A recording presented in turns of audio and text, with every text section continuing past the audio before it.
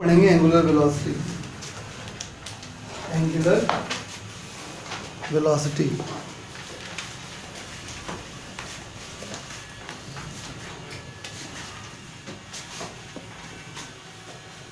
तो जैसे linear velocity होती है, rate of change of displacement is called velocity, linear velocity वैसे ही होती है एंगुलर वेलोसिटी। मतलब सिंपल समझिए कि कितना एंगुलर डिस्प्लेसमेंट हुआ per unit time. Angular displacement per unit time is called angular velocity. ठीक है, एक ऐसी वाली भी होती है और एक D theta upon D t वाली भी होती है। आपने पढ़ा था कुछ दिन पहले कि अगर टाइम इंटरवल दिया है तो ये वाली, और अगर टाइम इंस्टेंट दिया है तो ये वाली, है ना। याद कराएं कि इन 10 सेकेंड्स तो ऐसा वाला फॉर्मूला लगता है, एट 10 सेकेंड तो ऐसा वाला फॉर्मूला लगता है। ठीक है ना। तो अल्टीमेटली डेफिनेशन तो वही है। क्या, मैं लिख देता हूं अच्छा यहाँ पे कि अगर हम एंगुलर डिस्प्लेसमेंट में अगर हम टाइम का डिवाइड कर दें तो हमें जो मिलता है वो मिलता है एंगुलर वेलोसिटी। ठीक है, तो ये फॉर्मूला बन गया, यही डेफिनेशन है। यूनिट की बात कर ली जाए अगर, तो यूनिट क्या हो जाएगा, बोलो। एसआई यूनिट की अगर मैं बात करूं तो इसका यूनिट बराबर एंगुलर डिस्प्लेसमेंट का यूनिट जो कि रेडियन होता है, कल पढ़ाया था। ठीक है, क्योंकि एंगुलर डिस्प्लेसमेंट एंगल ही होता है थीटा, और टाइम का क्या होता है सेकेंड। तो रेडियन ऐसे लिख दीजिए या रेडियन पर सेकेंड ऐसे लिख लीजिए, दोनों बात ठीक है। आई बात समझ में?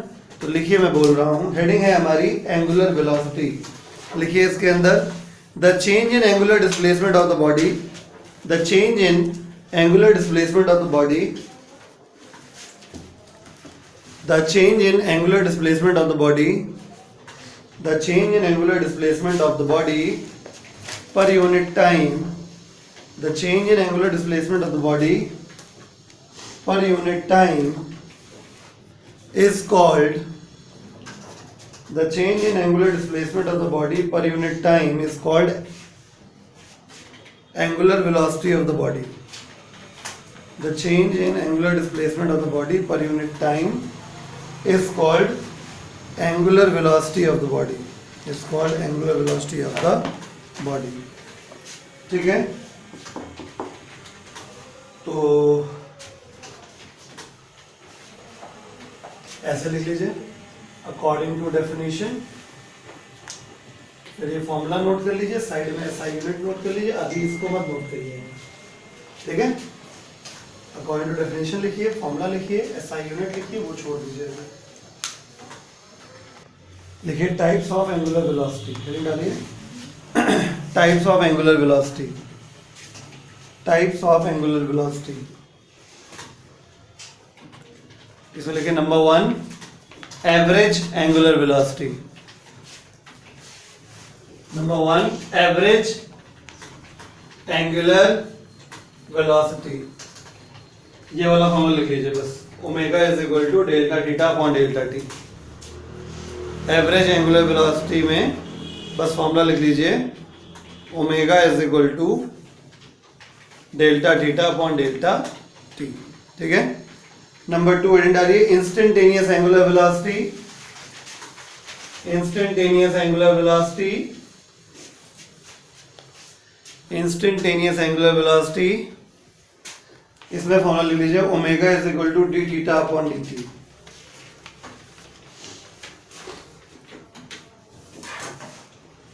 आप बहुत इत्मीनान से और बहुत कंसंट्रेशन साथ पढ़िएगा, क्योंकि अब जो बताने जा रहे हैं वो बहुत काम का भी है और बहुत ज़रूरी भी।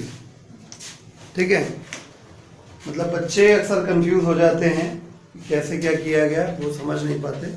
तो मैं ये जो कंसेप्ट आपको आगे बताने जा रहा हूँ, ये एक क्वेश्चन की हेल्प से बताएंगे। ठीक है, अभी तक कोई दिक्कत नहीं हुई आपको। एंगुलर डिस्प्लेसमेंट क्या होता है, ये फॉर्मूला लिख लिया है इंस्टेंटेनियस वाली में। अभी तक आपको कोई दिक्कत नहीं हुई, हमने सीधे बताया कि जब कोई बॉडी सर्कुलर पाथ पर घूमेगी तो उसका रेडियस जितना एंगल घूमेगा that is called angular velocity. तो एंगुलर डिस्प्लेसमेंट जो होता है वो क्या होता है, जितना रेडियस घूमता है दैट इज एंगुलर डिस्प्लेसमेंट, और एंगुलर डिस्प्लेसमेंट अपॉन टाइम क्या होता है, एंगुलर वेलोसिटी। आई बात समझ में?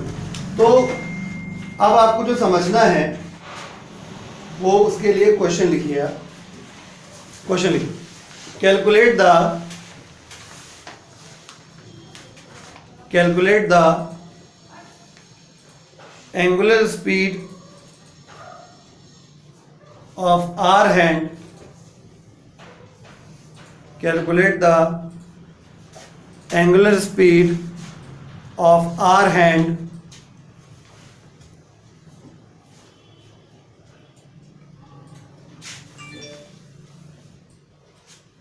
of a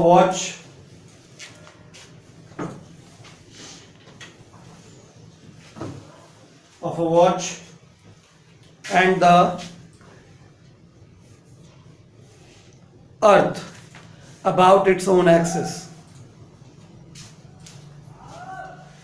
about its own axis।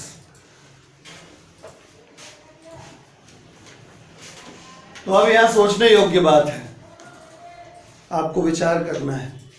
कभी भी अगर ऐसा कोई भी मोशन आपको दिखाई दे जिसमें एक फिक्स इंटरवल ऑफ टाइम के बाद बॉडी अपना मोशन रिपीट करे, रोटेशन में या सर्कुलेशन में, जैसे आपको इस क्वेश्चन में दोनों जो एग्जांपल दिए गए हैं उसमें दोनों बॉडी एक फिक्स इंटरवल ऑफ टाइम के बाद मोशन रिपीट करती है। चाहे अर्थ हो अपनी एक्सिस के अबाउट 24 घंटे में घूमती है, ठीक है, और चाहे आर हैंड, ठीक है, दोनों क्वेश्चन में दोनों पार्ट दिए गए ना। आर हैंड का मैंने बोला, मतलब बहुत सारे एग्जांपल हैं नेचर में इस तरीके के, मतलब मैं ये नहीं कह रहा हूँ कि दो ही एग्जांपल है दुनिया के अंदर, ठीक है, तो आपके पास कई सारे एग्जांपल्स हैं, ठीक है। तो कभी भी आपको अगर ऐसा सिचुएशन मिल जाए जिसमें एक बॉडी अपने पर्टिकुलर एक्सिस के अबाउट रोटेट कर रही हो, एक पर्टिकुलर पॉइंट के अबाउट रोटेट कर रही हो और एक फिक्स इंटरवल ऑफ टाइम के बाद रोटेट कर रही हो, इसमें आपको कुछ करना है जो कि मैं आपको एक अलग से एक बॉक्स में बनवा दूंगा।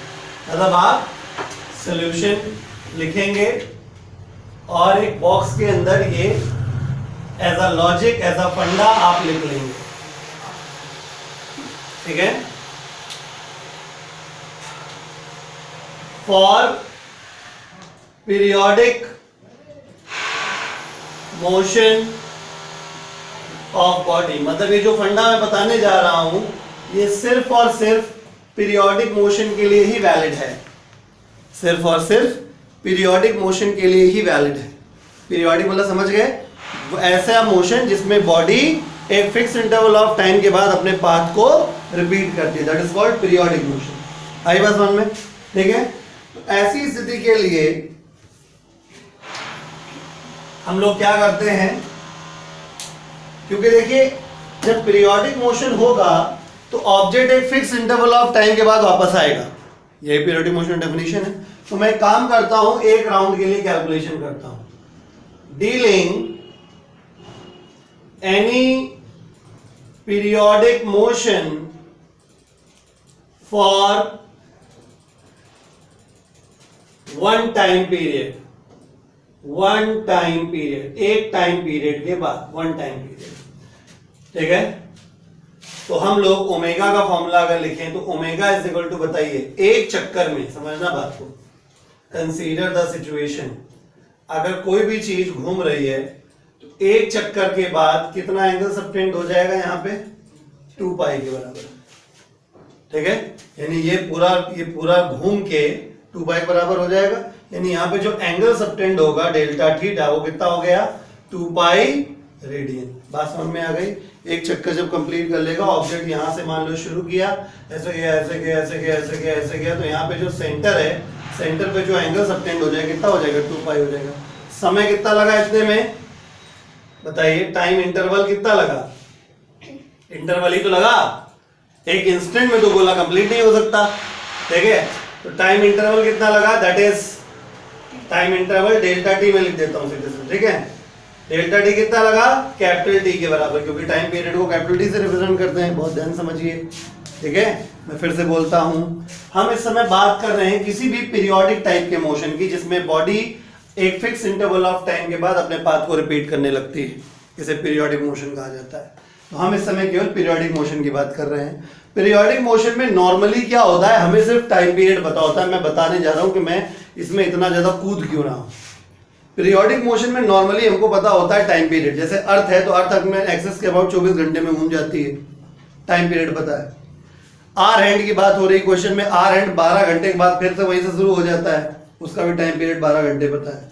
सेकंड हैंड की बात करी जाए तो 60 सेकंड बाद सेकंड हैंड भी वापस पहुंच जाती है, वहीं पे फिर शुरू हो जाती है। मिनट हैंड 60 मिनट बाद कंप्लीट कर लेती है। यानी अल्टीमेटली हमें पीरियोडिक मोशन में नॉर्मली टाइम पीरियड पता होता है, ठीक है। तो हम टाइम पीरियड की हेल्प से ओमेगा निकालने की कोशिश करेंगे, ठीक है। तो हम क्या करने जा रहे हैं वो ध्यान समझिएगा। तो हमने सिर्फ लिया कि मान लीजिए कोई भी हमारे पास पीरियोडिक मोशन है, तो हम किसी भी पीरियोडिक मोशन का एक टाइम पीरियड लेने जा रहे हैं, क्योंकि हमें एक टाइम पीरियड तो पता होता ही है। अब समझ में आया मैं क्यों एक टाइम पीरियड की बात कर रहा हूं, क्योंकि वन टाइम पीरियड हमें पीरियोडिक मोशन का पता होता है अक्सर, ठीक है। तो एक टाइम पीरियड का क्या सेंस निकलता है कि अगर ऑब्जेक्ट ए से शुरू किया तो घूम फिर के फिर से ए पे आ जाएगा, यानी जो एंगल यहां सबटेंड होगा वो कितना सबटेंड होगा, 2 पाई सबटेंड होगा, ठीक है। और जो इतने देर में यहां से यहां तक आने में जो टाइम इंटरवल लगा है वो कितना है, टाइम पीरियड के बराबर, जिसे कैपिटल टी से रिप्रेजेंट किया जाता है। तो मुझे कौन बता सकता है, भाई तो मैं पूछूंगा नहीं, कि अब अगर मैं यहां पे लिखना चाहूं bye the definition of angular velocity, तो मुझे बताइए एंगुलर वेलोसिटी का D theta upon D T लगा दूं या delta theta upon delta T लगा दूं? Delta theta upon delta T, क्योंकि गुरुजी ने लिख रखा है पहले से ही, है ना। लुल्ल है यहाँ जो बैठे हैं सब, ठीक है। मैंने अभी अभी ये बात बोली भी थी कि एक झटके में एक इंस्टेंट में गोला कंप्लीट नहीं हो सकता, कुछ समय लगेगा, कुछ टाइम इंटरवल खर्च होगा। तो जब भी टाइम इंटरवल की बात होती है हम लोग हमेशा डेल्टा वाला फॉर्मूला यूज करते हैं, ठीक है। तो by the definition of angular velocity हम चाह के भी D theta upon D T यहां नहीं लगा सकते, हम लोगों को लगाना पड़ेगा omega is equal to delta theta upon delta T. बात समझ में आ गई। तो अब बस पुटिंग द वैल्यूज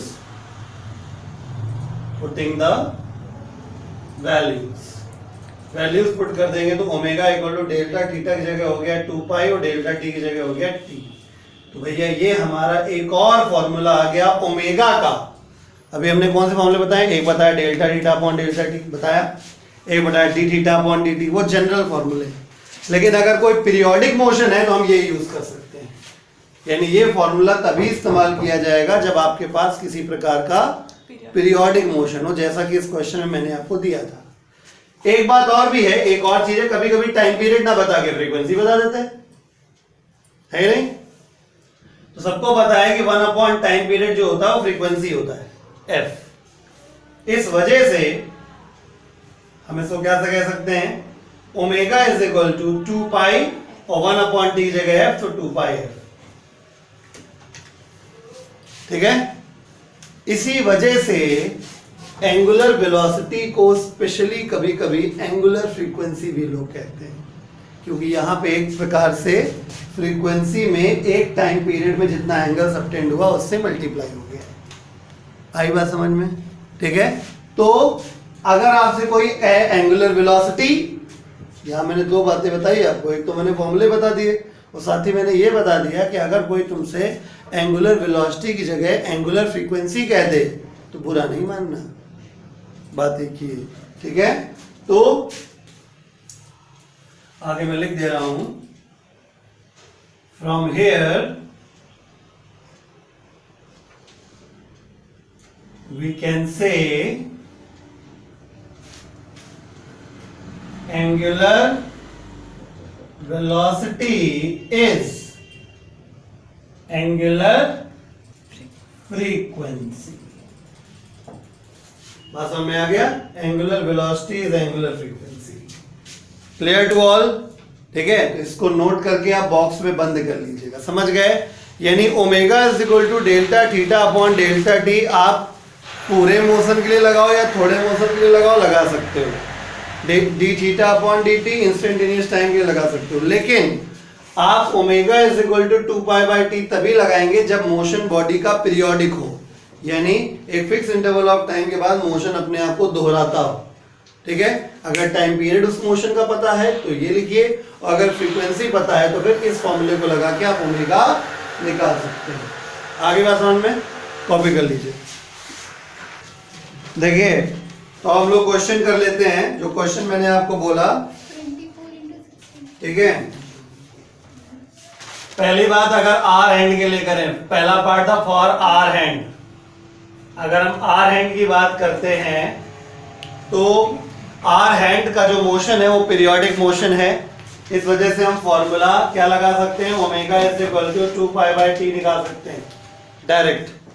ठीक है, क्वेश्चन लिखवाया था ना मैंने। ठीक है, तो क्वेश्चन में मैंने बोला था व्हाट इज एंगुलर स्पीड। अब एंगुलर स्पीड निकालनी है तो दिमाग लगाया कि एंगुलर स्पीड में delta theta upon delta T लगाएं या D theta upon D T लगाएं, तो पता चला कि बेटर रहेगा कि एक पीरियोडिक मोशन है, हम इसको 2π/t लगा लेते हैं। क्यों? क्योंकि टाइम पीरियड हमको आर एंड का पता होता है 12 घंटे। ठीक है, तो ओमेगा इज इक्वल टू 2π/12 अगर कर देते हैं तो कितना हो गया, π/6 रेडियन पर आर। ठीक है, लेकिन आपको सेकंड में कन्वर्ट करना होगा। ठीक है, तो बेटर ये रहेगा कि 12 आर है, एक घंटे में 60 मिनट और फिर 60 सेकेंड, ये ऐसे कट जाएगा। तो कुल मिला के जो भी आएगा अल्टीमेटली उसको आप सॉल्व कर लेंगे, हम बता दे रहे हैं आपको, यही लिखा हुआ है फिलहाल। तो π/6 रेडियन पर आर, कोई बात नहीं, आप सॉल्व कर लेंगे इसको।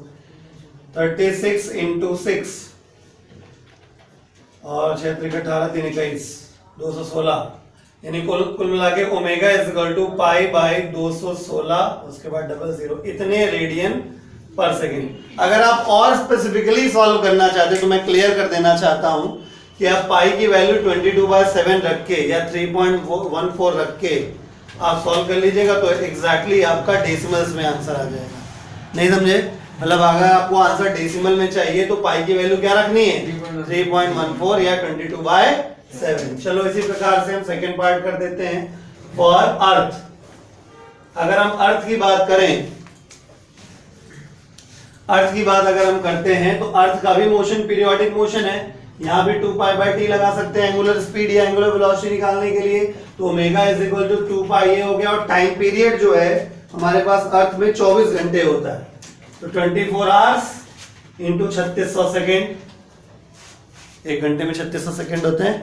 ठीक है, तो इसको आप सॉल्व कर लीजिएगा तो आपका इतने रेडियन पर सेकेंड आ जाएगा। बात समझ में आ गई? क्लियर? नोट कर लीजिए। अगला सवाल लिखिए, if a body moves on a circular path, if a body moves on a circular path in such a way,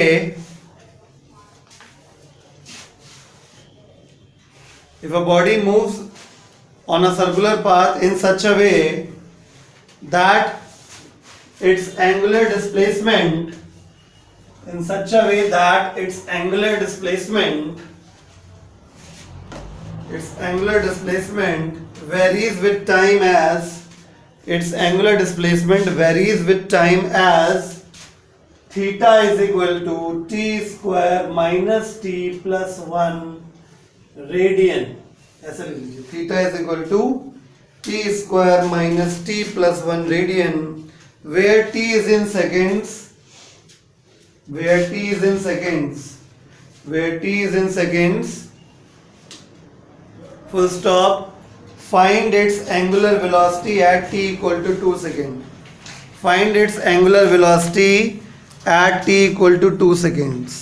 Find its angular velocity at t is equal to 2 seconds. ठीक है, 2 seconds।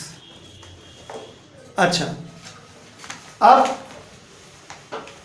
दूसरा सवाल भी आपकी आंखों के सामने आ गया। और कभी कभी क्या होता है कि एक सवाल करने के बाद चीजें बहुत ज्यादा क्लियर नहीं होती हैं, जब तक दूसरा सवाल सामने नहीं आता तब चीजें ज्यादा समझ में आती हैं। तो अब अगर हम ध्यान से देखें इस क्वेश्चन में, तो हमें इस क्वेश्चन में थीटा का वैल्यू दिया है और ओमेगा निकालना है। तो पहला क्लियर कट इशारा ये है कि हम omega is equal to D theta upon D t लगाएंगे। क्यों? क्योंकि थीटा की वैल्यू टी के टर्म्स में है। पहला इशारा कि फॉर्मूला डिफरेंशिएशन वाला लगेगा। ठीक है। दूसरा इशारा ये है कि हमें ये वैल्यू जब निकालनी, कब निकालनी है? At t equal to 2 second. ठीक है। तो ये दूसरा इशारा है कि यहां पे लिखा है at t is equal to 2 second, यानी इंस्टेंट की बात करी जा रही है। तो अब मैं जो बात कह रहा था वो भी तो सुन लीजिए। बात मैं कहना चाह रहा था कि कभी कभी एक सवाल करने के बाद जब दूसरा सवाल सामने आता है तब ज्यादा चीजें क्लियर होती हैं। तो माय डियर, पहले वाला जो फॉर्म हमने आपको क्वेश्चन दिया उसमें था आर हैंड और अर्थ के लिए। तो अब आपको क्लियर हो गया होगा कि आर हैंड या अर्थ का जो क्वेश्चन आपको दिया गया था वो एक पर्टिकुलर टाइम इंटरवल के लिए था, क्योंकि हमने एक बीच में स्टेटमेंट बोला भी था कि एक कंप्लीट राउंड एक इंस्टेंट पे नहीं हो जाता, कुछ समय लगता है, टाइम इंटरवल लगता है। इस वजह से कभी भी पीरियोडिक मोशन वाला अगर सवाल हम लोग करते हैं तो हमेशा किस कैटेगरी में वो क्वेश्चन गिरता है?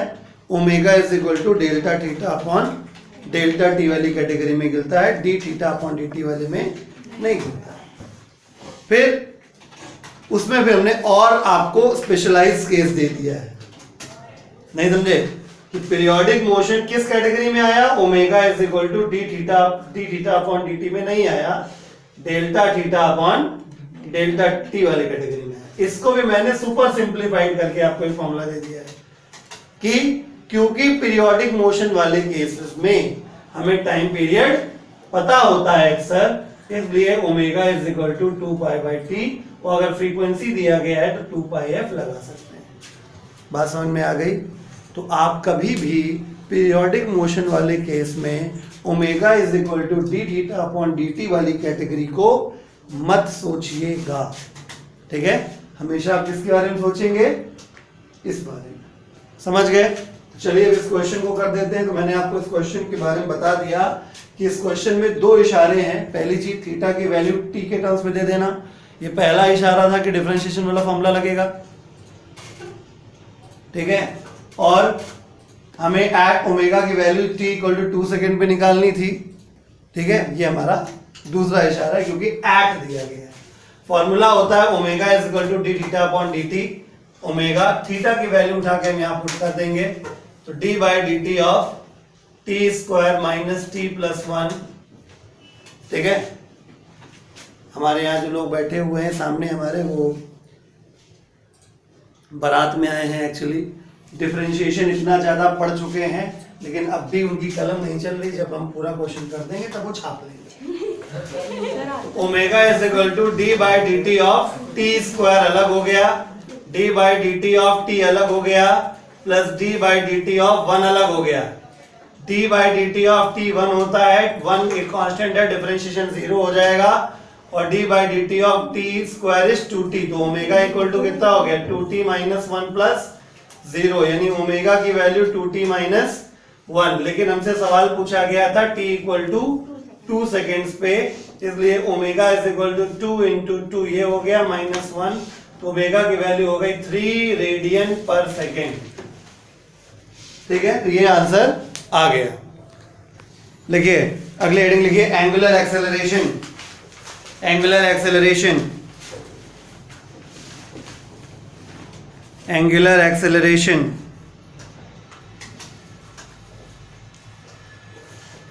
तो जैसे एंगुलर अब अभी आपने लीनियर एक्सेलरेशन जब पढ़ रखा था कुछ दिनों पहले, क्या था? क्या था? Change in linear velocity per unit time is called linear acceleration। नहीं याद आ रहा? चलो ऐसे देखा होगा, a बराबर delta v upon delta T. ये तो देखा देखा लग रहा है। ठीक है। या कंडीशन बदलने पर A बराबर dv/dt देखा होगा, देखा। तो अब हम एंगुलर की बात कर रहे हैं तो मामला एंगल के हिसाब से चलेगा। तो अब ये चेंज इन एंगुलर वेलोसिटी हो जाएगा। तो ये कौन सा एक्सेलरेशन हो जाएगा? एंगुलर एक्सेलरेशन हो जाएगा। ए की जगह अल्फा हो जाएगा, v की जगह पे ओमेगा हो जाएगा। एंगुलर वेलोसिटी लिखना है, एंगुलर डिस्प्लेसमेंट नहीं, ठीक है। तो समझ गए ना, ये क्या हो गया? Angular acceleration. यहां क्या लिख देंगे? D omega upon dt। नहीं समझे बात को? ठीक है, तो मैं बोलता हूं, आप लोग लिखिए। The rate of change of angular velocity of a body, the rate of change of angular velocity of a body, the rate of change of angular velocity of a body is called its angular displacement, is called its angular displacement, is called its angular displacement, oh sorry, angular acceleration is called its angular acceleration। मैंने सही बोला ना? The rate of change of angular velocity of the body is called its angular acceleration। ठीक है, तो according to definition ये formula हुआ angular acceleration is equal to change in angular velocity upon time. अगर मैं यूनिट की बात करूं, एसआई यूनिट की, तो इसका SI unit is equal to इसका एसआई यूनिट, इसका एसआई यूनिट अभी बताया मैंने एंगुलर वेलोसिटी का, क्या था? रेडियन पर सेकंड। एंगुलर वेलोसिटी की यूनिट क्या बताया था? रेडियन पर सेकंड। और टाइम का क्या होता है? सेकंड। तो अल्टीमेटली ये क्या बन जाएगा? रेडियन पर सेकंड स्क्वायर। ठीक है, कॉपी कर लीजिए यहां तक।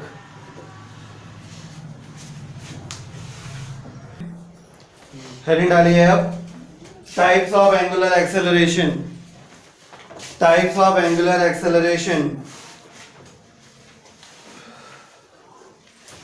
लिखिए। It is of two types, it is of two types. Number one, average angular acceleration, average angular acceleration, average angular acceleration, average angular acceleration. Formula लिख लीजिए, alpha vector is equal to, vector मत लगाइए क्योंकि हम लोग axial vectors जो होते हैं वो बिना वेक्टर साइन लगाए ही, वैसे भी हम लोगों ने लीनियर वाले भी कहाँ वेक्टर साइन लगा के सॉल्व किए थे, है ना। तो ये पहला फॉर्मूला लिख लीजिए, अल्फा बराबर delta omega upon delta T.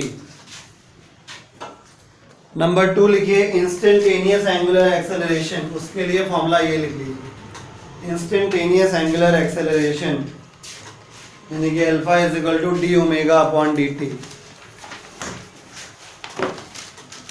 तो चलिए क्वेश्चन किया जाए इन दोनों फॉर्मूलों के ऊपर एक एक, कोशिश करिए कि आप स्वयं कर लें। पहला क्वेश्चन लिखिए, angular velocity of an object moving along a circle of radius, angular velocity of an object moving along a circle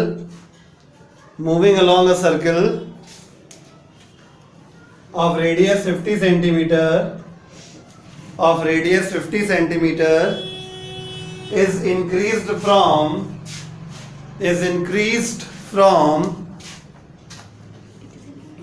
100 rpm to 400 rpm, 100 rpm to 400 rpm in 5 minutes, 100 rpm to 400 rpm in 5 minutes. Find angular acceleration, find angular acceleration। अब इस question के माध्यम से भी मैं आपको एक बहुत ही अच्छी चीज पढ़ाने जा रहा हूं। अक्सर आपको आरपीएम और आरपीएस लिखा हुआ मिलेगा, अक्सर, ठीक है। आरपीएम मतलब रोटेशन या रेवोल्यूशन पर मिनट, आरपीएस मतलब रोटेशन या रेवोल्यूशन या राउंड पर सेकेंड। ठीक है, तो माय डियर पहली बात तो अपने दिमाग में ये क्लियर रखिए कि आरपीएम और आरपीएस इस बात का सीधी निशानी है कि 100% मोशन पीरियोडिक है। ठीक है, आपने पंखे वखे में लिखा देखा होगा। ठीक है, पंखा इतने आरपीएम का है, मोटर इतने आरपीएम की है, जिसमें एक पर्टिकुलर इंटरवल ऑफ टाइम के बाद मोशन रिपीट होता है, उसी में आरपीएम या आरपीएस लिखा जाता है। तो माय डियर एक बात क्लियर हो गई कि अगर क्वेश्चन में आरपीएम या आरपीएस लिखा मिल जाए तो ये समझ जाइएगा कि पीरियोडिक मोशन का केस है, पहली बात। दूसरी बात, आरपीएम को हम ओमेगा में कैसे कन्वर्ट करेंगे। ठीक है, मेन मुद्दा ये है। ठीक है, कि अगर आरपीएम दिया गया या आरपीएस दिया गया तो कैसे कन्वर्ट करेंगे, इसको समझिए पहले आप।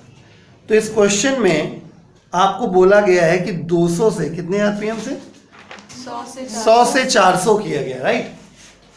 तो पहली बात तो ये जितने भी आरपीएम लिखे होते हैं, एक जैसे 1000 100 से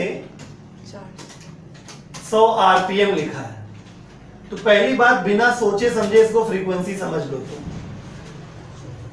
तो इनिशियली फ्रीक्वेंसी थी 100 आरपीएम। अब फ्रीक्वेंसी तब तक किसी चीज को नहीं कहते जब तक वो पर सेकंड में ना कैलकुलेट करी जाए। ठीक है, तो अगर ये गलती से, बहुत ध्यान सुनिएगा, अगर ये गलती से आरपीएस ही दिया गया होता तो हम बेधड़क इसको फ्रीक्वेंसी मान लेते। बहुत ध्यान समझना मैं क्या कह रहा हूं। इसलिए अगर आप इसको फ्रीक्वेंसी लिखना चाहते हैं तो तुरंत इसमें 60 से डिवाइड कर लीजिए और आरपीएस लिख दीजिए। यानी एक चीज क्लियर कर दी, चाहे जैसे याद कर लो, आरपीएम को आरपीएस में कन्वर्ट करने के लिए 60 से डिवाइड होता है। क्यों होता है वो भी हम बताए दे रहे हैं। जैसे 100 आरपीएम लिखा है तो इसका मतलब 100 रोटेशंस पर मिनट हो गया। नहीं समझे? तो एक मिनट में पर मिनट हो गया। एक मिनट में कितने सेकंड होते हैं? 60। तो 100 रोटेशंस पर 60 सेकंड हो गया। तो आरपीएस नहीं बन गया, रोटेशन पर सेकंड। आई बात समझ में? तो अगर आपको आरपीएम दिया है तो बिना सोचे समझे आरपीएम को आरपीएस में कन्वर्ट करके फ्रीक्वेंसी बराबर लिख लो। क्लियर हो गया? अब अगला स्टेप है ओमेगा कैसे बनेगा। ओमेगा फॉर्मूला बताया, omega equal to 2 pi f. क्यों लगा सकते हैं? क्योंकि अभी भी मैंने बोला क्या कि अगर कभी भी आरपीएम आरपीएस में दिया है तो 100% मोशन कैसा है? पीरियोडिक है। पीरियोडिक के लिए 2 पाई बाई टी या 2 पाई एफ लगा सकते हैं। ठीक है, तो क्योंकि फ्रीक्वेंसी इतनी आ गई इसलिए इनिशियल एंगुलर वेलोसिटी हमारी हो जाएगी कितना? 2 पाई, और एफ की वैल्यू जो है वो 100/60। यूनिट क्या हो गया? Radian per second. Got the point? मतलब मैं क्वेश्चन लगाता जा रहा हूं, साथ में आपको समझाता जा रहा हूं कि क्या लॉजिक है। बात समझ में आया कि नहीं आया? ठीक है, तो इनिशियल आ गया, आप चाहो तो इससे डिवाइड कर दो तो बाई 30 हो जाएगा। तो इनिशियल एंगुलर वेलोसिटी ये भी कट जाएगा, तो 10 पाई बाई 3 रेडियन पर सेकेंड। ठीक है, बाद में कितनी फ्रीक्वेंसी हो गई? ये 400। बताओ, आरपीएम दिया गया है, इसको क्या फाइनल फ्रीक्वेंसी भी लिख सकते हैं? नहीं लिख सकते। अभी पहले हम आरपीएम को आरपीएस में कन्वर्ट करेंगे बाय डिवाइडिंग 60। बात पल्ले पड़ गई? ये काट लो अभी से, ये 20/3 हो गया। और एफ से ओमेगा निकालना बड़ा आसान होता है। तो final omega is equal to कितना हो जाएगा बताओ? 2 पाई एफ। कितना हो गया? 20/3 रेडियन पर सेकेंड। तो इसको और सॉल्व कर लोगे, कितना हो गया? 40 पाई बाई 3 रेडियन पर सेकेंड। ठीक है, आपको कितनी देर में कार्यक्रम फिट करके दिया गया? 5 मिनट। तो आपको 5 मिनट टाइम इंटरवल दिया है कि नहीं?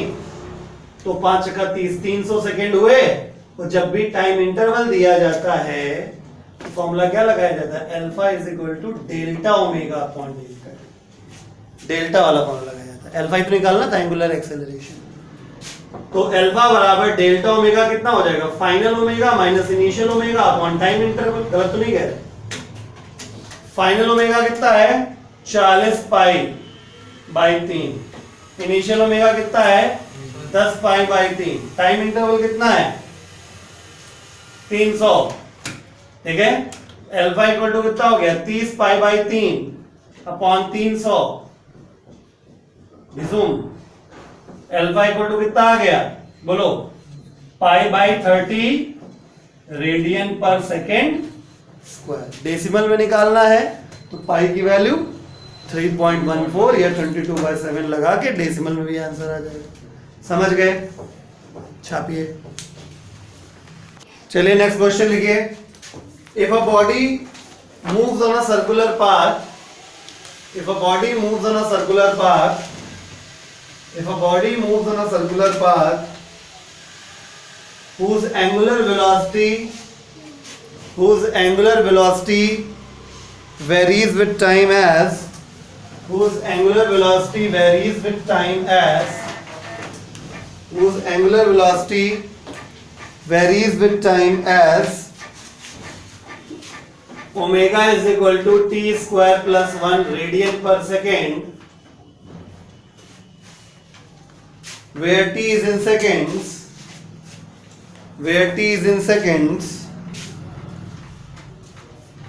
full stop. Find its angular acceleration at t equal to 2 seconds. Find its angular acceleration at t is equal to 2 seconds. तो जिसको करना आता हो, जिसके दिमाग में समझ में आ गया हो कि कैसे करना है वो करे, नहीं तो मैं तो सॉल्व कर ही रहा हूं सर।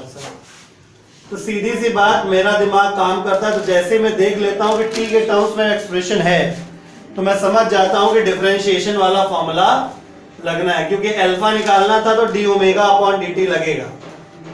अल्फा का फॉर्मूला एक होता है delta omega upon delta T, एक होता है D omega upon D t. तो क्योंकि यहाँ पे टी के टर्म्स में दिया गया था, एक इशारा ये है और दूसरा इशारा ये है कि एंगुलर एक्सेलरेशन निकालना है at t equal to 2 second.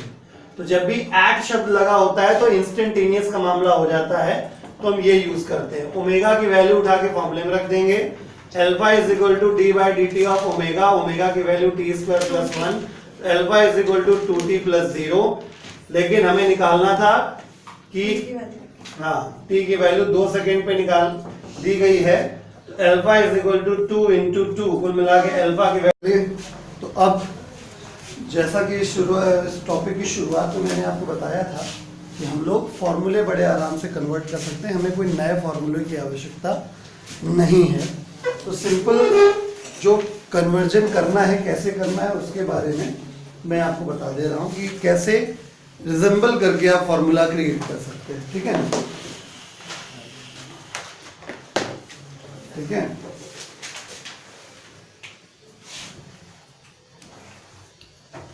मतलब हम सिखाने जा रहे हैं how to convert the formula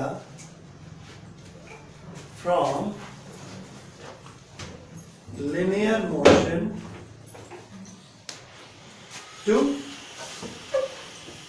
angular motion। ठीक है,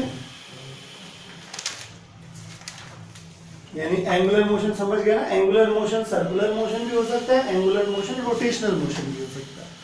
ठीक है, तो क्या करना है, तो सबसे पहले पता होना चाहिए कि वेरिएबल इंटरचेंज क्या क्या होंगे। पहले मैं आपको बता देता हूं, स्टेप 1 जो आपको चीज समझनी है वो चीज है वेरिएबल इंटरचेंज। वेरिएबल इंटरचेंज उस दिन हमने ये सब बताया था आपको, बस लिखवाना है आज। वेरिएबल इंटरचेंज, क्या क्या वेरिएबल इंटरचेंज में करते हैं हम लोग। जैसे अपने पास क्या क्या होता है, अपने पास लीनियर डिस्प्लेसमेंट होता है, इनिशियल वेलोसिटी होती है, फाइनल वेलोसिटी होती है ना, सब लीनियर है। Linear displacement, linear initial velocity, linear final velocity, linear acceleration. ठीक है, और टाइम सबके लिए सेम होता है। तो अब ये आपके हो गए क्या, लीनियर वेरिएबल्स। ये आपके सारे के सारे हैं लीनियर वेरिएबल्स। ठीक है, और इन लीनियर वेरिएबल्स को हम लोग कन्वर्ट करेंगे किसमें, एंगुलर वेरिएबल्स में। तो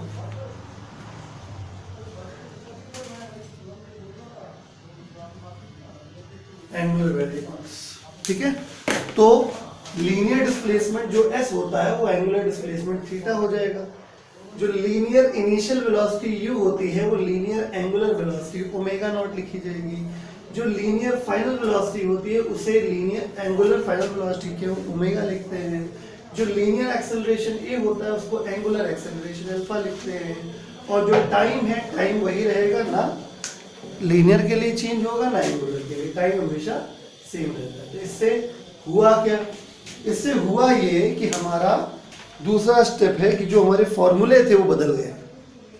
ठीक है, तो जो हमारा ब्रह्मास्त्र था उसका फॉर्मेट चेंज हो गया। ठीक है, तो पहले इसको नोट कर लीजिए, फिर हम स्टेप 2 लिखवाते हैं आपको।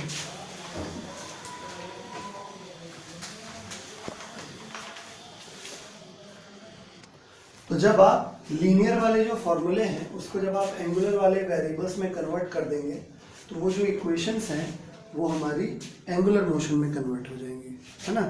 तो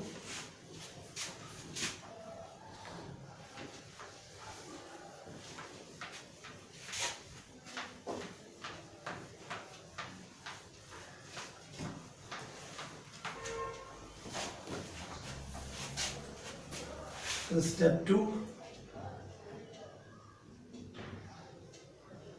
इक्वेशन कन्वर्जन कैसे हो जाएगा, या फॉर्मूला कन्वर्जन कह सकते हैं इसको। फॉर्मूला कन्वर्जन कैसे हो जाएगा। एक फॉर्मूला होता है क्या, speed is equal to distance upon time होता है। ये फॉर्मूला कन्वर्ट होके क्या बन जाएगा बताइए, omega is equal to theta upon t. मैं पहले सारे फॉर्मूले लिख देता हूँ।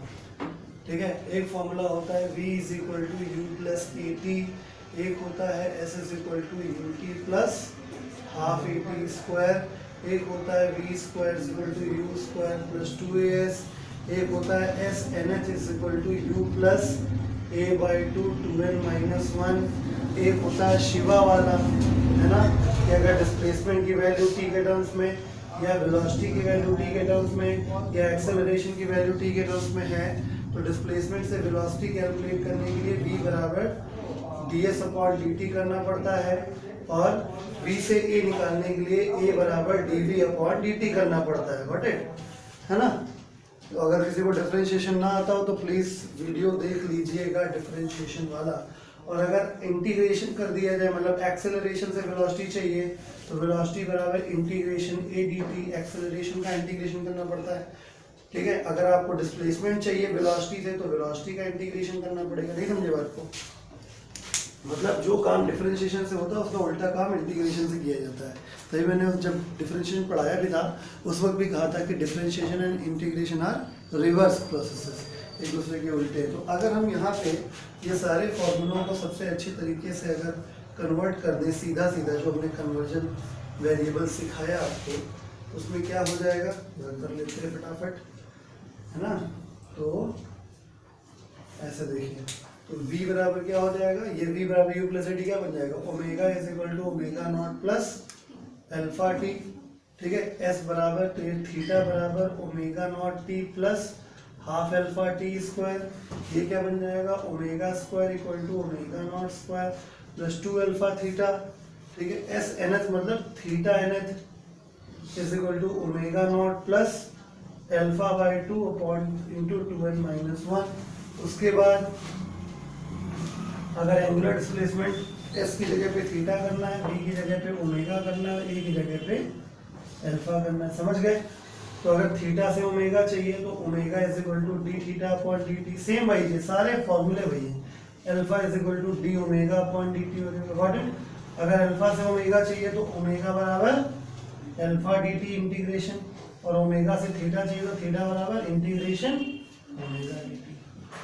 ठीक है, इवन सारे फॉर्मूलों को लगाने के कंडीशंस भी वही है। ठीक है, तो ये एक एडिशनल टॉपिक हमने आपको पढ़ाया कि आपको सिंप्लिसिटी के लिए आप ये मान के चलिए कि आपको कुछ नया नहीं याद करना है। ठीक है, बाकी हम टॉपिक इसके आगे कंटिन्यू करते हैं। नोट करिए इसको,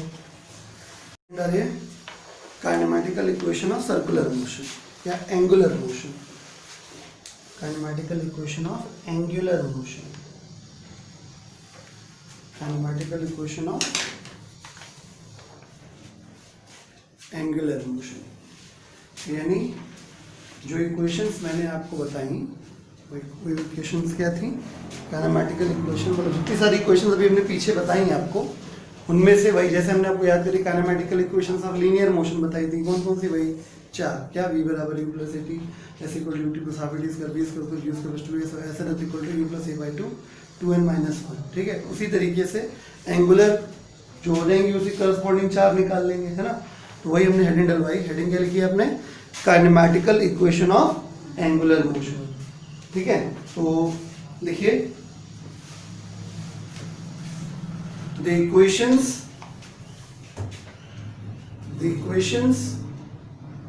omega is equal to omega not plus alpha t, ठीक है, theta is equal to omega naught t plus half alpha t square, comma omega square is equal to omega naught square plus 2 alpha theta, and theta nth is equal to omega not plus alpha by 2n minus 1 are called, नीचे लिखिएगा, are called kinematical equations of angular motion.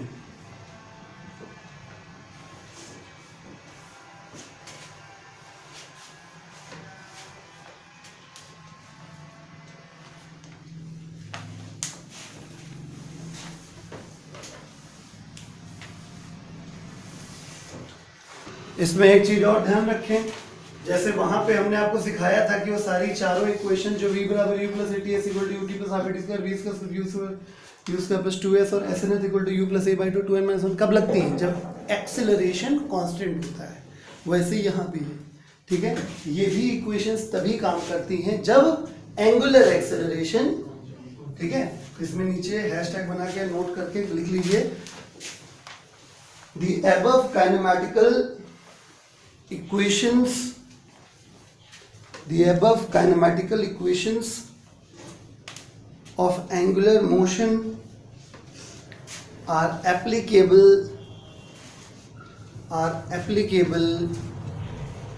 only if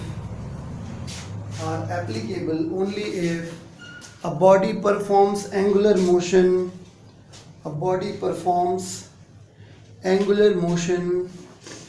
with constant angular acceleration,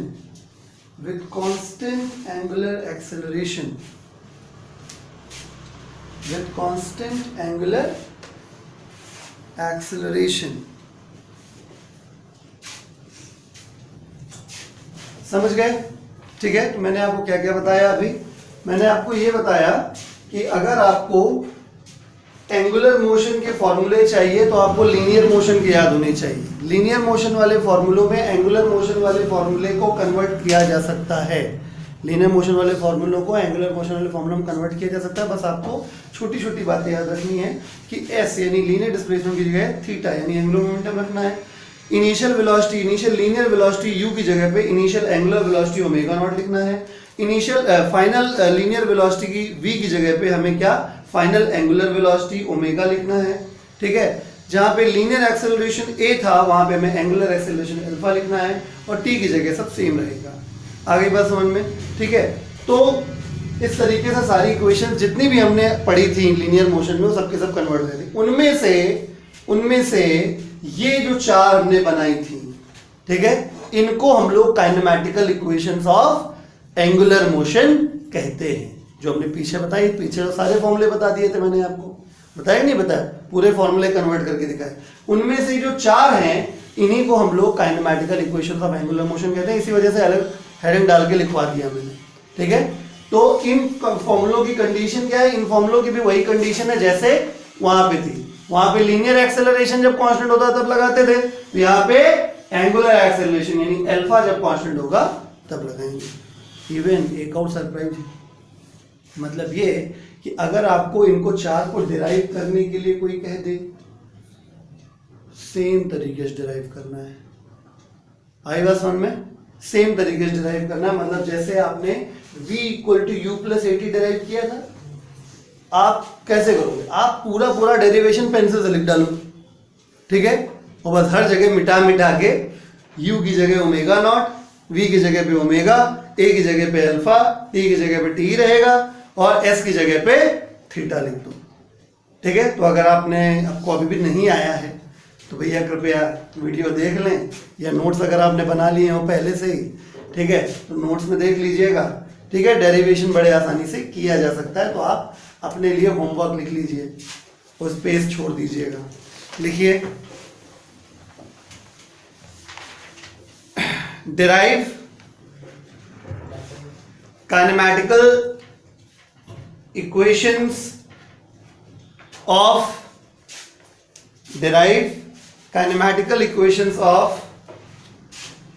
angular motion by calculus method.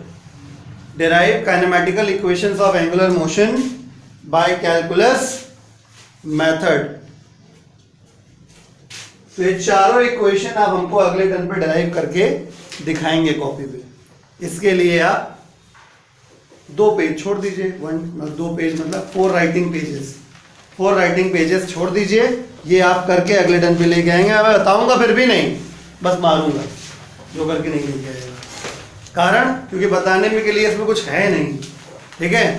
तो वैसे भी अगर equation of motion derive करने के लिए आता है तो वही वाला आता है, v बराबर u प्लस एटी वाला आता है, ठीक है, ये वाला नहीं आता। बट स्टिल तुम्हारी प्रैक्टिस हो जाए, एक बार तुम रिवाइज कर लो, इस वजह से हम आपको ऐसा होमवर्क दे रहे हैं। बताऊंगा फिर नहीं, मैं बता रहा हूं, लेकिन मारने पीटने की व्यवस्था मैंने की। ओके, अब हेडिंग डाल दीजिए, types of angular motion.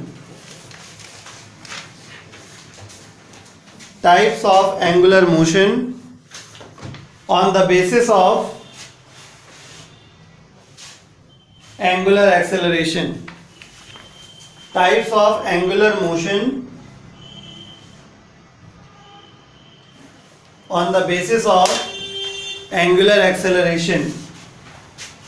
Types of angular motion on the basis of angular acceleration. याद करिए, हम ऐसा आपको लीनियर में पढ़ा चुके हैं, ठीक है। अगर एक्सेलरेशन 0 है तो यूनिफॉर्म मोशन, और अगर एक्सेलरेशन 0 नहीं है तो नॉन यूनिफॉर्म मोशन, ठीक। ये बेसिक डेफिनेशन हम आपको पहले भी बता चुके हैं। अब बस यहाँ पे एंगुलर और जोड़ना है, मतलब हम कुछ नया नहीं पढ़ा रहे हैं, सब कुछ वैसे ही चलता चला आ रहा है, हम आपको कुछ भी नया नहीं पढ़ा रहे हैं। बस जहाँ पे वहाँ लीनियर शब्द था, बेसिकली वहाँ पे लीनियर यूज भी नहीं किया गया था। हमने हमेशा डिस्प्लेसमेंट बोला, कभी लीनियर डिस्प्लेसमेंट नहीं बोला। कारण अंडरस्टूड है, डिस्प्लेसमेंट अकेले बोला जा रहा है, इट इज अंडरस्टूड की लीनियर डिस्प्लेसमेंट है। वेलोसिटी अकेले बोली जा रही है तो इट इज अंडरस्टूड की लीनियर वेलोसिटी है। अगर एंगुलर वेलोसिटी होगी तो जबरदस्ती एंगुलर ठोका जाएगा, जबरदस्ती लगाया जाएगा उसको। बात समझ में आ गई, ठीक है। तो हेडिंग डाल दिया आपने, types of angular motion on the basis of acceleration. लिखिए, on the basis of angular acceleration of the body, on the basis of angular acceleration of the body, comma angular motion is of 2 types.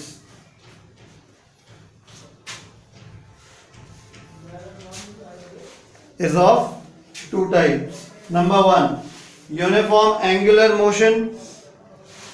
Angular मतलब समझ जाइएगा, angular मतलब rotational motion भी हो सकता है और सर्कुलर मोशन भी हो सकता है, ठीक है ना। एंगुलर का मतलब अपने आप में अंडरस्टूड रहता है, हम दोनों के लिए बात कर रहे हैं, रोटेशनल मोशन के लिए भी और सर्कुलर मोशन के लिए भी, ठीक है। तो नंबर 1 यूनिफॉर्म एंगुलर मोशन और number 2 non uniform angular motion.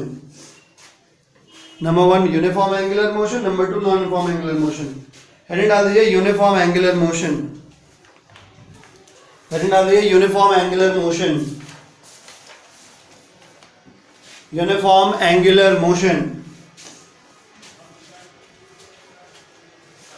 ठीक है। तो आपको हम समझा दे रहे हैं, यूनिफॉर्म एंगुलर मोशन में एक्सेलरेशन 0 होता है, एंगुलर एक्सेलरेशन अल्फा की वैल्यू 0 होती है। अल्फा की वैल्यू 0 होने का मतलब है डेल्टा ओमेगा की वैल्यू और डेल्टा टी का वैल्यू 0 होगा। इसका मतलब क्या हुआ? इसका मतलब ये हुआ कि डेल्टा ओमेगा का वैल्यू 0 हुआ। डेल्टा ओमेगा का वैल्यू 0 हुआ, इसका क्या मतलब हुआ? Final omega minus initial omega is equal to 0 हुआ। इसका क्या मतलब हुआ कि omega final equal to omega initial, यानी कहने का मतलब ये हुआ कि दैट इज ओमेगा की वैल्यू क्या रहती है? कांस्टेंट। आई बात समझ में? क्लियर? ऐसे ही हमने वहां भी पढ़ाया था अगर आपको याद हो। ठीक है, तो ओमेगा की वैल्यू अगर कांस्टेंट रहती है तो ऐसा कौन सा एग्जांपल है अपने पास? जब कोई ऑब्जेक्ट एक सर्कुलर पाथ पर एक कांस्टेंट स्पीड से घूमता है तो उसके मोशन को हम लोग यूनिफॉर्म एंगुलर मोशन कहते हैं। उसी में ओमेगा हमारा कांस्टेंट रहता है, यानी आप उसको एग्जांपल को कह सकते हैं यूनिफॉर्म सर्कुलर मोशन। आई बात समझ में? तो फॉर एग्जांपल इकलौता केस है यूनिफॉर्म एंगुलर मोशन, मतलब ये आपका समझ गए ना? मतलब कोई भी ऑब्जेक्ट इस तरीके से अगर मूव करता है कि उसकी एंगुलर स्पीड हमेशा फिक्स रहेगी, ठीक है, तो ऑब्वियसली उसका एक्सेलरेशन भी क्या रहेगा? 0 रहेगा। ऐसे मोशन को यूनिफॉर्म एंगुलर मोशन कहते हैं। लिखिए, मैं बोल रहा हूं, लिखिए, an angular motion in which an angular motion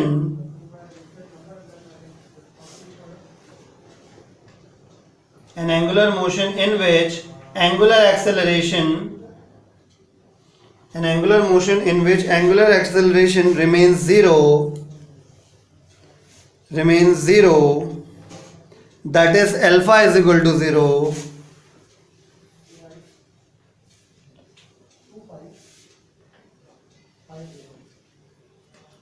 that is alpha is equal to 0, comma, is called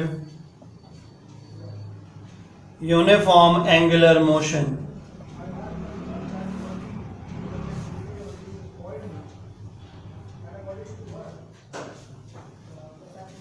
ठीक है,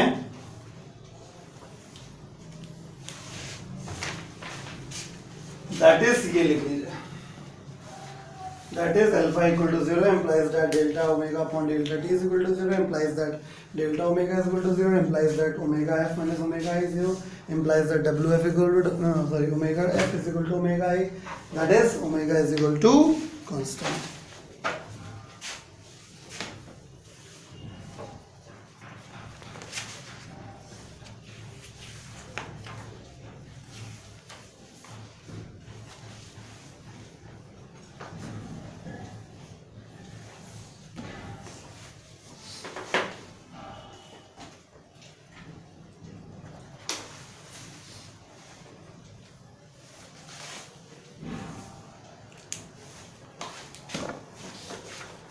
देख लिया? अब यहां डाल दिए non uniform angular motion. Non uniform angular motion लिखिए, an angular motion in which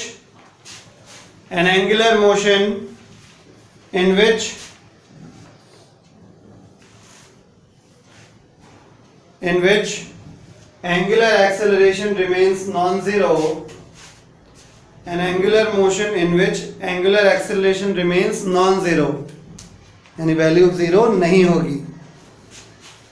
ठीक है, पहले समझ लीजिए। तो अल्फा अगर 0 नहीं होगा तो इसका मतलब delta omega upon delta T 0 नहीं होगा, यानी डेल्टा ओमेगा 0 नहीं होगा। इसका मतलब omega f minus omega i 0 नहीं होगा, यानी omega f is not equal to omega i होगा। इसका मतलब ये कांस्टेंट भी नहीं होगा, यानी वेरिएबल होगा। यू कैन से, वही मैंने बोला कि an angular motion in which angular acceleration remains non zero, that is alpha not is equal to 0, comma is called, that is alpha not equal to 0, comma is called non-uniform angular motion. Non-uniform angular motion, ये लिख लीजिए। उसके बाद next line से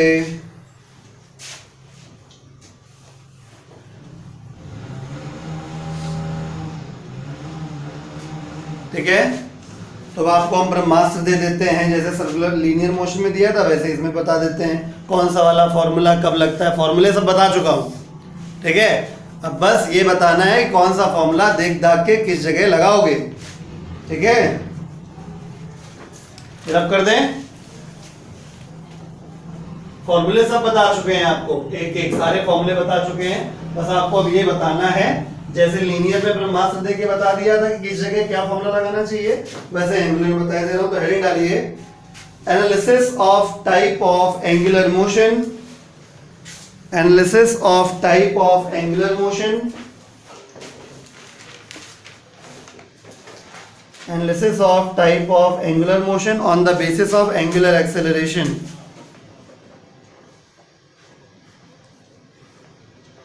on the basis of angular acceleration। फटाफट बना देते हैं, देखो जल्दी से। सबसे पहली बार एंगुलर मोशन पढ़ रहे हैं हम लोग, जो कि दोनों केस में वैलिड होता है, चाहे आपसे रोटेशनल मोशन बोला जाए और चाहे सर्कुलर मोशन बोला जाए, ठीक है। बार बार समझा रहा हूं कि सर्कुलर मोशन बोला जाए तो घबरा मत जाना, सर्कुलर मोशन में सारे फंडे एंगुलर मोशन के लगाना। रोटेशनल मोशन बोला जाए, घबराना नहीं, सारे फंडे एंगुलर मोशन के लगाना, ठीक है। तो एंगुलर मोशन एक्सेलरेशन के हिसाब से दो प्रकार का मैंने अभी आपको बताया, क्या, एक वो वाला जिसमें अल्फा 0 रहता है, एक वो वाला जिसमें अल्फा 0 नहीं रहता है, ठीक है। तो इसे बोला जाता है यूनिफॉर्म एंगुलर मोशन, ठीक है। इसमें क्या होता है, नॉन यूनिफॉर्म एंगुलर मोशन, ठीक है। इसमें केवल एक ही फॉर्मूला काम करता है, जैसे वहां पे था केवल एक ही फॉर्मूला काम करता है, speed is equal distance upon time, यानी वहां क्या काम करता था, v is equal to s upon t. तो यहाँ पे क्या काम करेगा, omega is equal to theta upon t, इकलौता फॉर्मूला, इसके अलावा कोई दूसरा लगेगा ही नहीं। आई बात समझ में। नॉन यूनिफॉर्म एंगुलर मोशन में एक्सेलरेशन अल्फा की वैल्यू 0 नहीं होती है। 0 नहीं होती तो दो चीजें हो सकती हैं, या तो कांस्टेंट रहेगी या तो चेंज होती रहेगी, ठीक है। तो या तो अल्फा की वैल्यू कांस्टेंट रहे और या तो अल्फा की वैल्यू कांस्टेंट ना रहे, यानी वेरिएबल रहे, ठीक है। तो जब अल्फा की वैल्यू कांस्टेंट होती है तो इसका नाम पड़ जाएगा यूनिफॉर्मली एक्सेलरेटेड एंगुलर मोशन। होगा कि नहीं होगा, ऐसे ही नाम वहां बताए थे लीनियर वाले में। तो यहां क्या हो जाएगा, non uniformly accelerated angular motion, angular motion लिखा है लास्ट में। आई बात समझ में।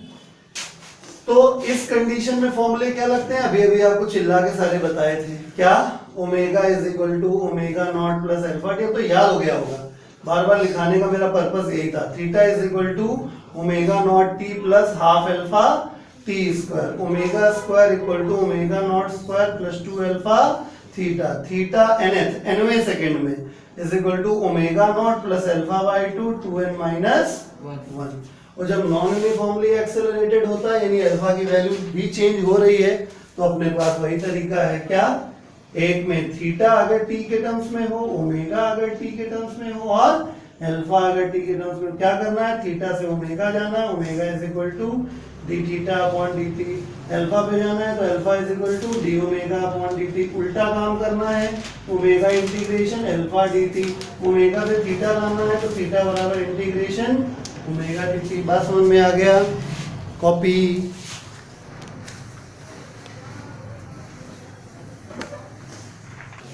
चलिए आपको जो ब्रह्मास्त्र बता दिया, अब इसके ऊपर करके 1 2 3 और एक और एडिशनल क्वेश्चन करा दूंगा। 4 सवाल मैं आपको कराऊंगा, ठीक है, ताकि आपका पूरा फंडा क्लियर हो जाए। तो क्वेश्चन लिखिए, फाइंड एंगुलर वेलोसिटी। क्वेश्चन लिखना है, find angular velocity of tip of hour hand, find angular velocity of tip of hour hand from 12 noon to 3 p.m. From 12 noon to 3 p.m. अब देखिए इस क्वेश्चन में अगर ये ना कहा गया होता कि 12 noon to 3 p.m. तो सीधा सीधा हम लोग वही पुराना वाला फंडा लगा देते, क्या कि क्योंकि वो पीरियोडिक मोशन होता है, ठीक है, तो यानी हम लोग क्या लगा सकते हैं 2 पाई बाय टी, वो आर हैंड का 12 घंटे में एक चक्कर हो जाता है ना, तो कुल मिला के 2 पाई बाय 6 आवर्स करके निकाल लेते। लेकिन यहाँ पे वो अब नहीं कर सकते हैं, क्यों? क्योंकि यहाँ पे आपको टाइम दे दिया गया है कि इतने टाइम के लिए चाहिए, ठीक है। ये अलग बात है कि आंसर सेम आएगा, क्यों? क्योंकि आर हैंड एक कांस्टेंट एंगुलर वेलोसिटी चलती है, कभी कम कभी ज्यादा नहीं होती है। तो आप चाहे थोड़े समय के लिए निकालो चाहे ज्यादा समय के लिए निकालो, स्पीड तो उतनी ही आनी है। खैर बाय द वे क्वेश्चन का सम्मान करते हुए हम लोग सॉल्व कर देते हैं। आई बात समझ में? तो हम लोग पुरानी बुद्धि को भूल कर फिलहाल ये केवल दिमाग लाना चाहते हैं, मतलब हमें आता है ये बात, हम मान के चल रहे हैं कि हमें नहीं आता है। खैर ये बात मैं अपने लिए बोल रहा हूँ, बाकियों को तो नहीं आता है, ठीक है। मतलब ये कहने का था, मैं ये कहना चाह रहा हूँ कि क्योंकि hour hand, minute hand, second hand की जो स्पीड होती है वो एक कांस्टेंट एंगुलर स्पीड होती है, ठीक है। इस वजह से आप उसको चाहे थोड़े टाइम के लिए कैलकुलेट करो चाहे ज्यादा टाइम के लिए कैलकुलेट करो, वैल्यू सेम आएगी, क्योंकि uniform motion so uniform motion, ठीक है। लेकिन अभी हमारा एजेंडा है ये सारे फॉर्मूले समझाने का कि क्वेश्चन कैसा दिखाई देगा तो हम क्या करेंगे। आई बात समझ में? तो क्वेश्चन कह रहा है find angular velocity of tip of hour hand from 12 noon to 3 p.m. तो जैसा कि हमको पता है कि आर हैंड में कोई भी एंगुलर एक्सेलरेशन नहीं होता। आई बात समझ में? इस वजह से आर हैंड का मोशन, मैं सोल्यूशन यहां पे लिख रहा हूं, ठीक है, because motion of hour hand is uniform angular motion, uniform angular motion, therefore हम क्या लगा सकते हैं, omega is equal to theta upon t. मतलब आपको दिमाग में रहना चाहिए, ठीक है, कि motion of hour hand is uniform angular motion, that is हम देखते हैं कि उसमें किसी प्रकार का एंगुलर एक्सेलरेशन नहीं होता है, ना उसकी स्पीड बढ़ती है ना घटती है, इस वजह से अल्फा 0 रहता है, और जब अल्फा 0 होता है तो मोशन यूनिफॉर्म एंगुलर मोशन होता है। ऐसी स्थिति में केवल एक ही फॉर्मूला होता है, omega is equal to theta upon t. और सुनिए, तो हमें ओमेगा निकालना है। जब 3 बजा सुई यहां से यहां आ गई, एंगुलर डिस्प्लेसमेंट थीटा कितना हो गया, पाई बाय 2 रेडियन। 3 बजा ना, 12 बजे से 3 बज गए, तो 12 से 3 के बीच में 90 डिग्री का एंगल बनेगा। थीटा कितना हो गया, 90 डिग्री नहीं लिखना है, पाई बाय 2 रेडियन लिखना है। आई बात समझ में? तो थीटा की वैल्यू हो गई पाई बाय 2, और टाइम कितना हुआ, 3 घंटे, राइट। 3 घंटे, एक और 3 घंटे में, 1 घंटे में 60 मिनट और 1 मिनट में 60 सेकंड, नहीं 3600 सेकंड। यानी ओमेगा की वैल्यू कैलकुलेट करके हम लोग निकाल लेंगे, pi upon 21,600, pi upon 21,600 radian per second. मैं फिर कहता हूं, अगर आपको आंसर डेसिमल्स में चाहिए तो ओमेगा की पाई की वैल्यू क्या रख सकते हैं, 3.14 या 22/7। एक चीज बहुत इत्मीनान से पढ़ाई है मैंने, अगर आपको 12th में दिक्कत हुई तो फिर आपकी जिम्मेदारी सिर्फ आपकी है, ठीक है। क्योंकि हमने कैसे पहचाना, हमने ऐसे पहचाना कि आर हैंड के मोशन में किसी प्रकार का एक्सेलरेशन नहीं होता, एक्सेलरेशन 0 होता है। ऐसे मोशन को यूनिफॉर्म एंगुलर मोशन कहते हैं, ठीक है। ऐसी स्थिति में केवल एक ही फॉर्मूला होता है, omega is equal to theta upon t. Theta की वैल्यू जब 12 से 3 पे सुई जाएगी तो 90 डिग्री का एंगल बनेगा। 90 डिग्री नहीं लिख सकते, रेडियन में लिखना पड़ेगा, तो पाई बाय 2 रेडियन लिख दिया। और टाइम जो है हमारा 3 घंटे का होता है यहाँ पे, तो 3 घंटे को 3 × 3600 कर देंगे तो सेकेंड्स में हो जाएगा। इतना आंसर रेडियन पर सेकेंड में आपका आ जाएगा, ठीक है, नोट कर लीजिए इसको। तो भाई यूनिफॉर्म मोशन वाली कैटेगरी खत्म हो गई, इस कैटेगरी का एक क्वेश्चन करेंगे हम लोग, ठीक है। क्वेश्चन लिखिए, वैसे जिनके पास शीट है वो शीट से देख सकते हैं, और जिनके पास नहीं है, मतलब जो वीडियो से काम चला रहे हैं, उनके लिए मैं क्वेश्चन पढ़ देता हूँ। ये क्वेश्चन मेरी शीट में क्वेश्चन नंबर 139 है। मेरी शीट में क्वेश्चन नंबर 139 है जो हम करने जा रहे हैं। मैं पढ़ देता हूँ।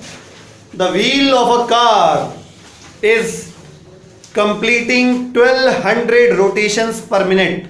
अच्छा, 1200 RPM, इसकी कहानी मैंने बताई थी, ठीक है। जिसको याद हो आ गई होगी देन ओके, नहीं याद आई तो कोई बात नहीं।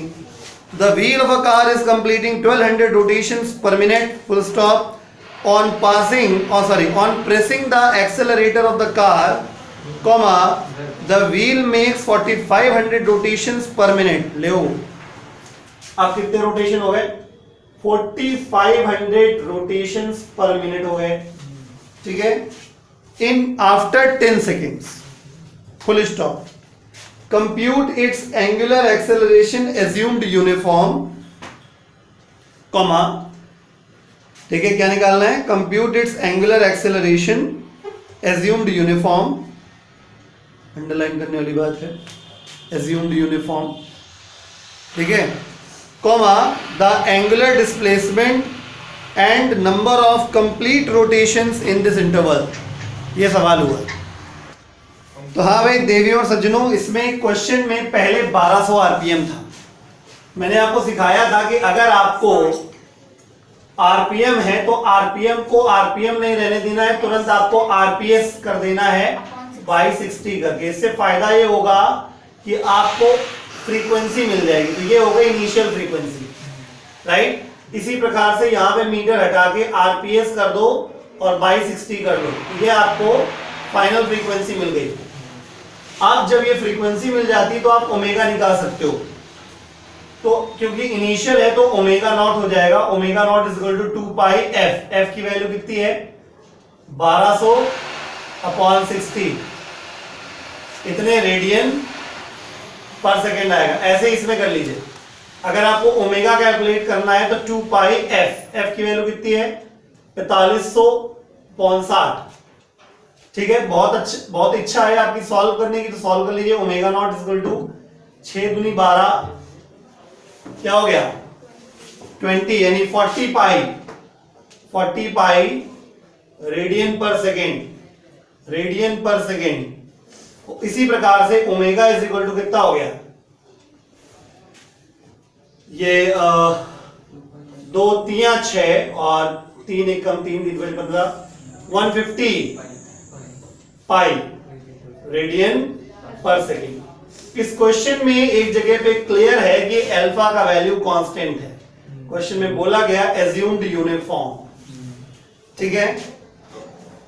टाइम इंटरवल भी दे रखा गया इस क्वेश्चन में 10 सेकेंड। मेरे हिसाब से अगर आप इस ब्रह्मास्त्र को याद करें तो जब अल्फा की वैल्यू फिक्स होती है तो हम लोग इनमें से कोई फॉर्मूला जरूरत के हिसाब से लगा सकते हैं।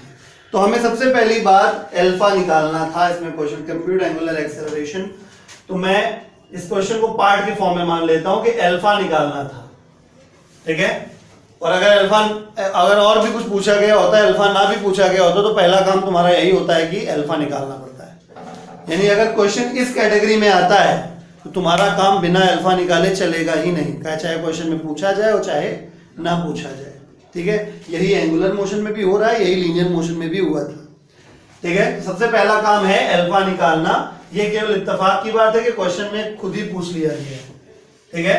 तो अपने पास क्या है? ओमेगा नॉट है, ओमेगा है, टी है। तो पहला फॉर्मूला लगता दिख रहा है मुझे, ठीक है। तो omega is equal to omega not plus alpha T.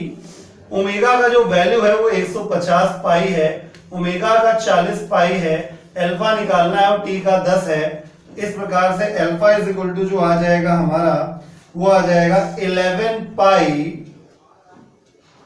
Radian per second square. अगर आप डेसिमल्स में चाहते हैं तो ये 34.5 रेडियन पर सेकेंड स्क्वायर आ जाएगा। आई बात समझ में? इसके बाद दूसरी चीज जो पूछी गई एंगुलर डिस्प्लेसमेंट, यानी थीटा भी पूछा गया है इस ड्यूरेशन में। थीटा निकालने के लिए अपने पास दो जुगाड़ है, या तो इससे निकाल लो या तो इससे निकाल लो, दोनों से निकाला जा सकता है, ठीक है। तो हम लगा देते हैं थीटा बराबर omega naught t plus half alpha T square. तो थीटा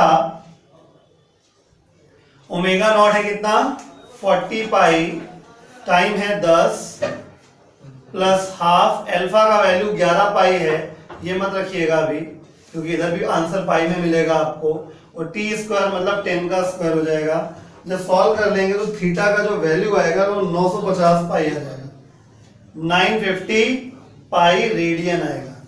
ठीक है, अगर आप डेसिमल में चाहते हैं तो 3.14 का मल्टीप्लाई, बार बार बोल रहा हूं, याद हो जाना चाहिए अभी तक को। अब तीसरी जो चीज है जो हमने इस क्वेश्चन में डिफरेंट घुसेड़ी है वो है कितने कंप्लीट रोटेशन हो गए। भैया एक चक्कर होने में 2 पाई घूमता है, 2 पाई 360 डिग्री, भैया 360 डिग्री घूम जाता है एक चक्कर में। तो सिंपल यूनिटरी मेथड से आप लगा सकते हो, सिंपल यूनिटरी मेथड से आप लगा सकते हो। ठीक है, या बेसिकली आप फॉर्मूला याद कर लो, number of rotations is equal to कितना एंगुलर डिस्प्लेसमेंट हुआ अपॉन 2 पाई, बस। ठीक है, चाहे तो यूनिटरी मेथड से कर लो चाहे तो फॉर्मूला याद कर लो। ठीक है, तो कुल मिला के number of rotations is equal to कितना हो गया 950 पाई अपॉन 2 पाई, कितना हो जाएगा 475, यानी 475 रोटेशन हो गए 10 सेकेंड के अंदर। बात समझ में आ गया, ये क्लियर हो गया। तो 2 कैटेगरी निपटा दी, इस कैटेगरी के भी 2 सवाल बाकी हैं, अगले टर्न पे इसको भी करा के टॉपिक फिनिश हो जाएगा। ठीक है, चलो।